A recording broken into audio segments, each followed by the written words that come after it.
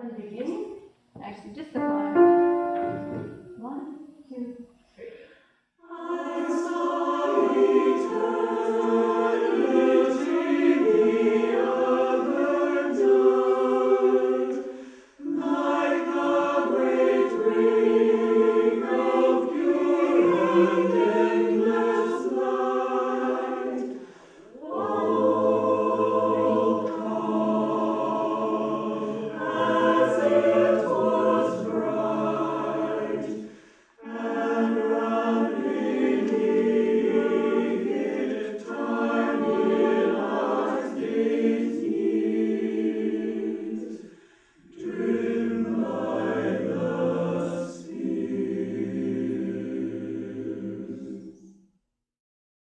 When I first realized that Mary was diagnosed with ALS, she explained it to me as a death sentence.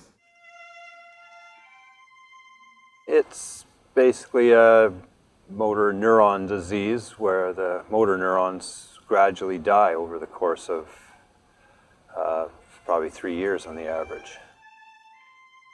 They tried to do other tests and rule out some things, any other medical condition. They wanted to find anything but ALS, and she knew what they were looking for. I would describe it as a deterioration of someone's muscles, or motor skills, I guess, more than anything. Kind of breaks it down, and eventually they start losing motion in any part of their body. In Mary's case, the arms and the legs, speaking, she's lost her speaking and swallowing, and all her muscles are gradually going. It's hard for her to sit up. Her legs, she can move them a bit, but loses control of them very easily. They stiffen up on her. Everything pretty much just stops working, and that's why we continue to work in hopes that it will help in a peaceful parting.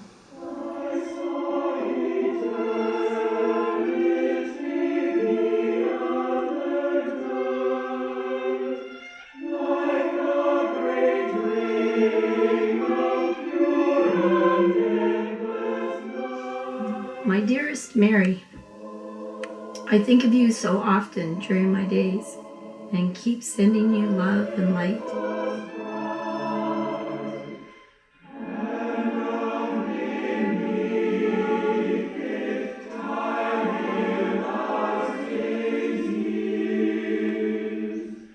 Massaging Mary has become a way of expressing my love for my friend. There are more ways to show love than just saying I love you. When we heard that Mary was ill, I talked to Mary about the possibility of whether she wanted to do a massage or not, or she thought that would be good for her, and she thought that it would. So I know how important it is to continue to have contact with family and friends, and giving a role to the family and friends as somebody goes through an illness. And so I thought that would be good for Mary to have that exposure. And she agreed to it, so I decided to pull together a group. I'm Peggy, and I massaged Mary Wednesday nights, started just after Christmas. I'm Elaine, the Monday night massage person. I'm Christine. I massaged Mary on Thursday mornings. I'm Annie, and I massaged Mary on Tuesday mornings when I was in town. I'm Nick, and I was coming for Monday, Wednesday, and Friday mornings, and sometimes Thursday, Friday evenings. I'm Colleen, and I massaged Mary as backup when people couldn't come. Hi, my name's Melissa. I massaged Mary Monday, Wednesday, Friday. I'm Lorraine, and I massage Mary whenever I felt like it. My name is Rhea, and I was a Saturday morning massage person for Mary. This is an entry from the logbook for February 28th. It says, Mary is quiet this morning, so I slowed right down for a more gentle massage. I started with her feet and covered her from toes to head. Thanks, Mary.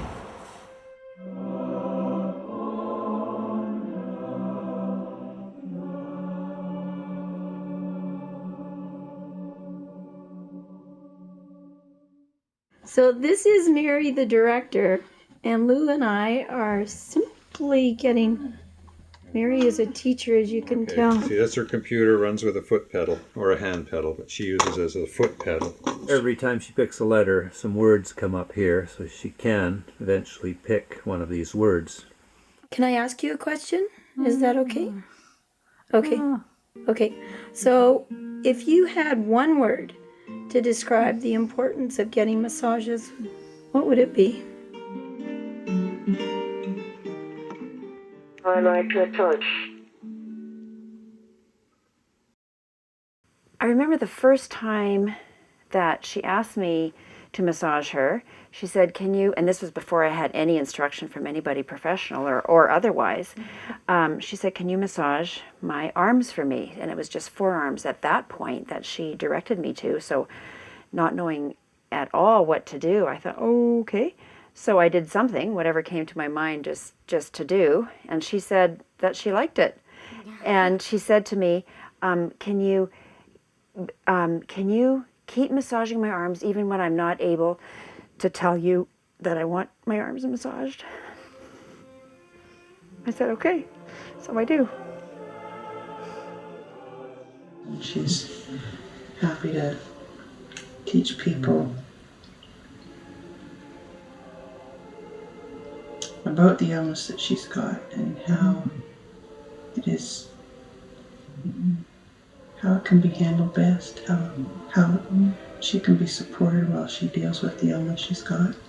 It's living in the moment is really what it is about, and that's the great thing that Mary has taught all of us, that we're living in the moment now and we're making her feel good, which in return makes us feel good. Because it is about Mary, and it is about her teaching all of us. We can look after people at home. For you to have the courage to create a team here, to stay here in this part of your life, I want to be able to do it like you do it, you know. You are the dream come true, Mary. I think it takes great generosity to accept filming and teaching on her body, and it'll be a blessing for caregivers in the future who can use the documentary as a resource. So Mary, do you want me to continue filming our documentary when you can't be directing it? Okay. Do that.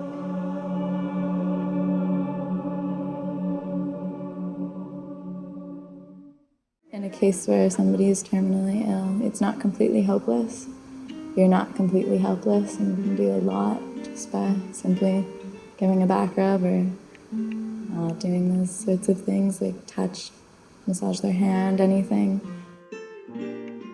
I never envisioned myself as somebody able to massage. I've always admired those who can, and felt very uncomfortable being put into that situation when Mary asked me to massage her. But I felt more confident with help of you and these people that I'm standing here with and all the others who come in, some who know what they're doing and some who don't. So that gave me courage that I wasn't alone in that. This little pig went to market, this big stayed home, this little pig. Roast beef, we're doing the roast beef. Roast beef, okay. Piggy went to market, this little pig stayed home, so we'll do that one, and then we corkscrew in the opposite direction. Oh, you're right. She's laughing at us. I don't think it's got to do with how just good it liking feels. the toes. No, she likes it that you're squirming. I think so. Hey, hey, Mary, you have given us a gift in your teaching. Our spirits you did lift. We'll keep you with us the whole way through. The world will be a better place with you on YouTube. Oh, yes, we do. We love massaging. Happy New Year! I love this tree.